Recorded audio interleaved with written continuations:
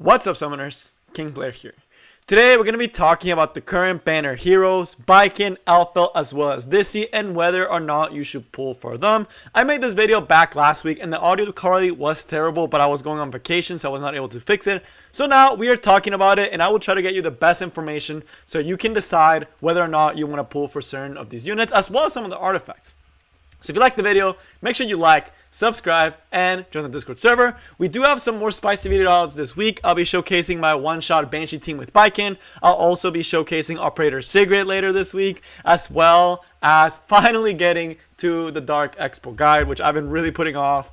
And yeah, and a lot of other really cool discussions that we'll hope to do. So yeah, without further ado, let's get right into it. So first, as always, I like to start with a summary of the heroes as well as the current situation. So as of right now, this is the limited banner that people are waiting for. In 2 months, we most likely will have the new collab, and those units will most likely be very OP. So you will have to save for that, but you still have 2 months. And if you guys saw a previous video, you should easily be able to get enough for pity and then some. And there's a lot of other ways you can get more gems. So it should not be too much of a concern as long as you're not spending between this banner and the next collab banner. But these units may not be back for a very long time, so you do want to try to get as many of them as possible, but that's always it's not always possible to do that, especially if you don't have the resources at the time, right? So going off kind of as a summary for the whole banner as a whole, Baiken is probably the unit that you want the least. She has the least amount of uses and it's probably the most niche, and you can probably go out without having her unless you want it for the collection purposes.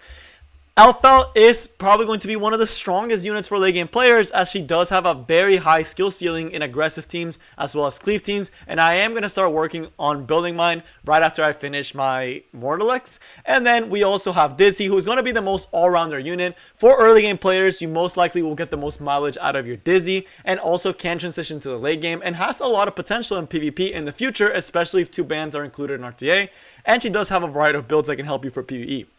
So Dizzy, most general use unit. Alpha, very aggressive, mostly PvP, almost no PvE if any at all.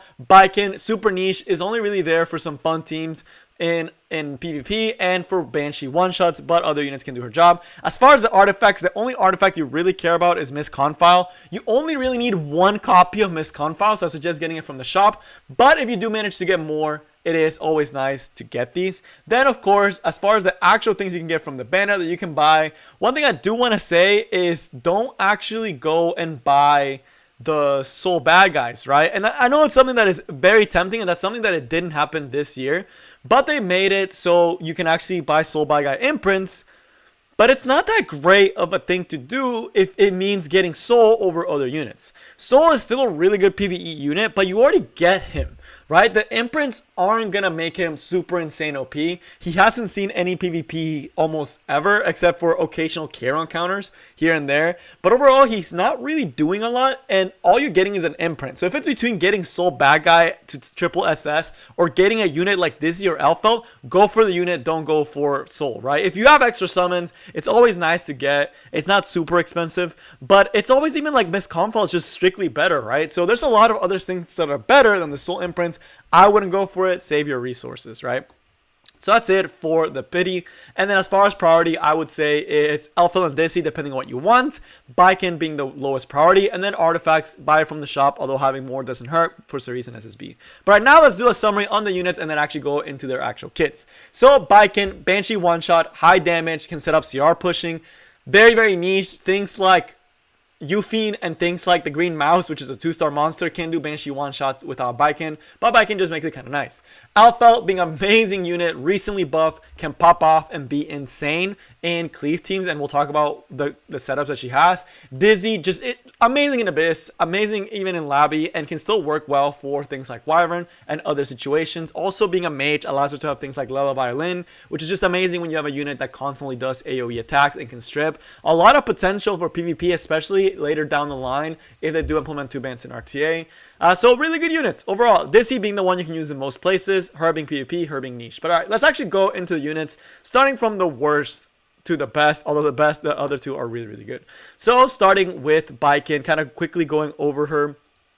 These are going to be all collab heroes, so they'll all be in this tab. So Baiken, overall, Decent stats. I mean, she's fast, but she's not faster than things like Faithless Litica, which actually does hurt a little bit. And a lot of other units, like even Top Mono Luluka, or even things like Operator Sigrid. The other thing is all her skills are going to be single target, so things like Guiding Light will hurt her a lot. She does have quite high HP and defense, very similar stats to Violet. I believe even the same stats of Violet.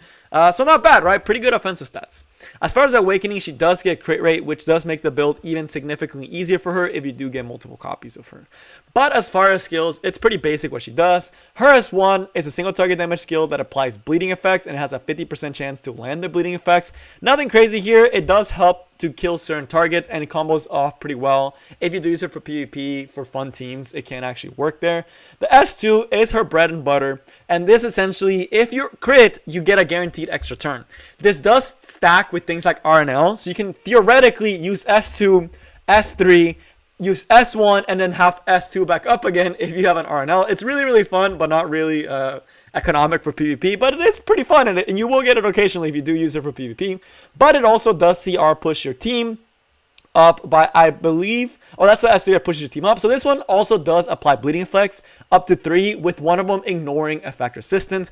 This is good because it combos really well with our S3, since you guaranteed at least 1 bleed off of the skill unless you get very unlucky and don't get any bleeds at all. But if you get 1 bleed roll, it will ignore effect resistance, and the bleed does go up to a chance of about 80%, which is pretty high, right? So you most likely are getting at least 1 bleed pretty consistently.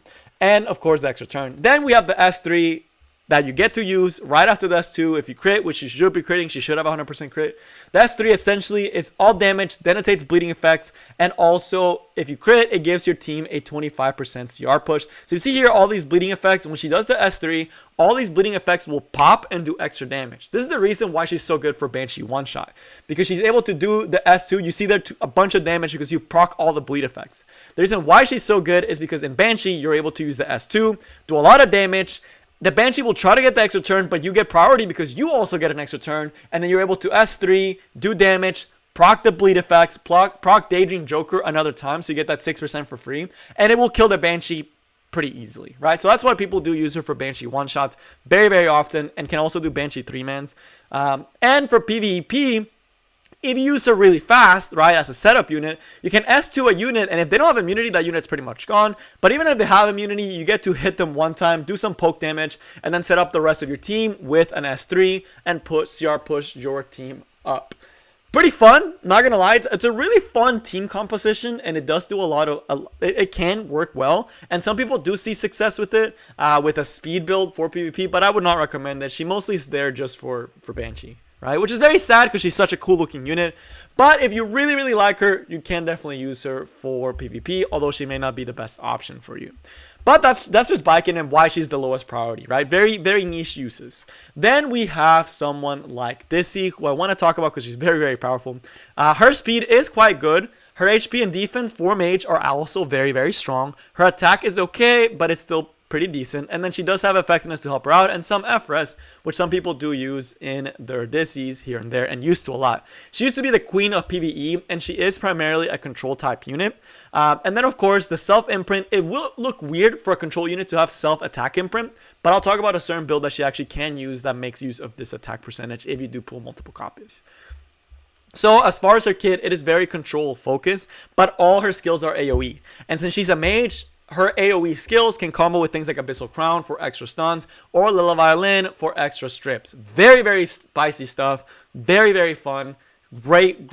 Can do a lot of work and is amazing for Abyss, right? She's probably one of the best Abyss units in the game. So it's just ridiculous what she does. Her S1, pretty basic, but pretty powerful. 25% chance to stun. Very basic, right? But it's an AoE skill, and you do extra damage if the unit is stunned. And there is a build that actually, again, makes use of this. But yeah, I mean, it's pretty annoying. It's essentially a built-in Abyssal Crown for S1, right? It's nice. And on an Abyssal Crown, this will stun like crazy. Although Lila Violin being able to strip pairs better with the rest of her kit. But you can use the stun for the S1. Then there's going to be the S2. This skill is quite basic in what it does, but it's the reason why she's so good for Abyss. One of the reasons. So this skill is, again, another AoE attack that increases debuff duration except for stuns, which is just incredibly powerful to S2 an enemy, push them back, set up the extra debuffs, and think poisons, right? Think of her and Kyrus. If Kyrus applies those 3 poisons for 2 turns, you use this S3, those poisons become a 3-turn poison, which is just ridiculously long time, right? So that's one of the reasons she's so good and pairs off so well with Kyrus and Abyss, as well as giving you turn priority with the combat readiness. This is where you start also seeing her PvP potential, since you're able to push back the opponent with this skill by 50%. That is almost half a turn, right? That's a lot. It can stack up, especially when you get to her S3. Now the S3 is one of the most crushing debuff skills in the game. This skill puts some of the strongest debuffs: attack break, decrease hit chance, decrease speed. It makes teams sitting ducks. If the opponent doesn't have a cleanse or a way to set up immunity and you get this S3 off, you pretty much win the game. If they don't have cleansing and you get this skill off on the opponent, you win the game pretty much. There's not a lot you can do about these debuffs. You're taking less turns, you're doing no damage, you're missing, and she can come in later and extend those debuffs for an extra turn. That's too much usually, right? And then along with their cycling S1, stripping buffs, and potentially stunning, it's usually too much for the opponent to handle, and is one of the reasons she used to be one of the best PvP units. Now, recently in PvP, there are things like Last Rider Crawl, there are things like Seaside, Rylet, that all kind of counter her, but the big ones being Last Rider Crawl can do a lot of work. Vivian also having a good matchup. People have things like Champ C that can do really well against her. The Stinas. There's a lot of different counters to control nowadays, which have made Dizzy's potential a lot lower for PvP because of how many counters she has. But again, very good last 5th pick into the right situation. There's also another Dizzy build that utilizes this S3. That's a damage busy build for cleaves, since she does have very high base HP, and her S3 will always miss. So even if it's an earth unit, you will still be hitting your debuffs on that earth unit. She also it has an insane multiplier, so if you build her speed, you can actually do insane damage, because this has just an insane damage multiplier on attack. You can stack her up with like 5k attack, a bunch of speed, and she'll be slapping the opponent with a ton of damage, setting up for the rest of your cleave. And if they don't have immunity, you pretty much win. And a soul burn also lets you set up into an S2. Very, very powerful, right? It just does so much, and it's so great for PvP with that build. But again, it's very hard to build, and she does have hard counters. Now, as far as PvE, you can see why she's a queen for PvE. You can actually use her for Wyvern 13. The reason you don't see her used more in Wyvern 13 is because her damage is a little bit lackluster in terms of the S1, but she does stack up debuffs quite fast. The other thing is her animations are extremely long, so your Wyvern runs will be a lot slower. There are people that actually do use her for Wyvern, since she does have that decreased attack, and do have some success in Wyvern with Dizzy. It's just the runs are going to be extremely slow, because of the fact that Dizzy's animations take forever, but she can actually work in Wyvern.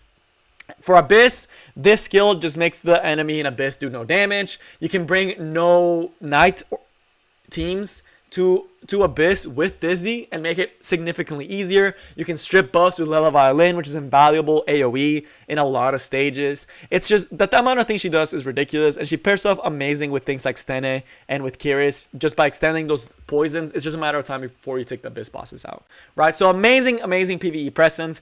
Out of all the options, my recommendation is if you're an early game player, you probably want to go for Dizzy, because you will see a lot of mileage out of her earlier on. The later you get in the game, the less uses she'll start getting, the less that she'll become a priority. I personally rarely ever bring my Dizzy out, because especially with the counter build, she gets countered by Rowana, and it just doesn't do as much in PvE. So I rarely use my Dizzy now in PvP, but early game, you will be using her all the time. All the time. She's so great at the things she does, right? But now on to Elfelt, who is going to be the spicier unit that's recently buffed, right? So she did recently get a buff. Her base speed is very, very nice at 115. Again, about the same speed of Faithless Lytica, I believe, or if not, like 1 speed slower. Decent attack that doesn't matter too much. Good HP and good defense, although that doesn't really matter. And she does have a lot of effectiveness on this side, as well as having a self-imprint that's effectiveness. It makes sense for a kid to have effectiveness, but at the same time, it doesn't, because of certain ways I would see her use in PvP. And we'll discuss those in a second. So, as far as her kit, the S1 is nothing crazy, but it is quite annoying. You will rarely ever see this skill. If you're using Elfelt in PvP and you're having to use S1 a lot, probably something went wrong, right? If you're getting to a point where your S1 is actually making a difference, you probably already did something wrong. But it is quite an annoying S1. Unable to be buffed is pretty annoying. It can stop a lot of stuff late game from occurring. So, pretty nice, right? Pretty basic does decent damage, but not what she's known for. And if you're getting to this point in a PvP game, you probably already lost that PvP game, right?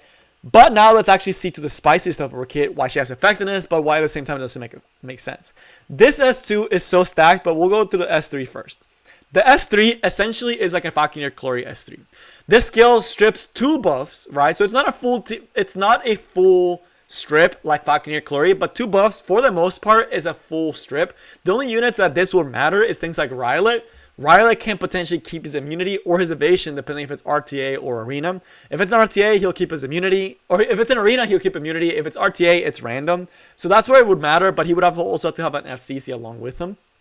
But this skill does strip before attacking, so you can actually strip Rylot's evasion. After stripping, essentially you pretty much strip immunity. You're able, with a 100% chance, to decrease defense for 2 turns and sleep for 2 turns. So you all see why I say it's similar to Falconeer Chloe, because Falconeer Chloe strips buffs, sets up sleep, and decreases defense. That's similar idea here with Alfeld. The only thing is Alfeld also does some other stuff. She also does have the Ignore Efres, which is the reason why I said it's weird that she has effectiveness in her kit, because you can just soul burn this, and then you just ignore Efres, right? So she doesn't really need effectiveness, because you can just soul burn it. And if you're cleaving, you probably have a mage with Tome that has the soul burn available. So if you don't like RNG, you can just soul burn this and you can make her a lot faster and a lot more damage. So you don't really need the effectiveness on her. But what's nice about this is it guarantees you the extra turn, right? And then you get to use the S2.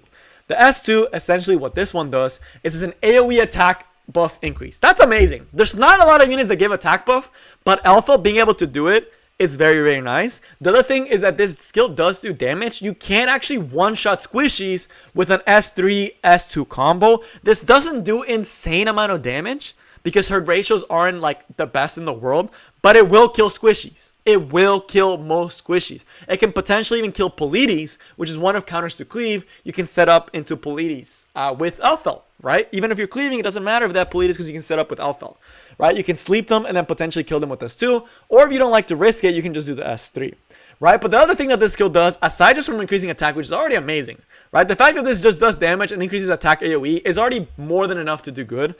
If you use this skill on the opponent and you set up a cleave with the stripper, you also set up AoE decrease defense.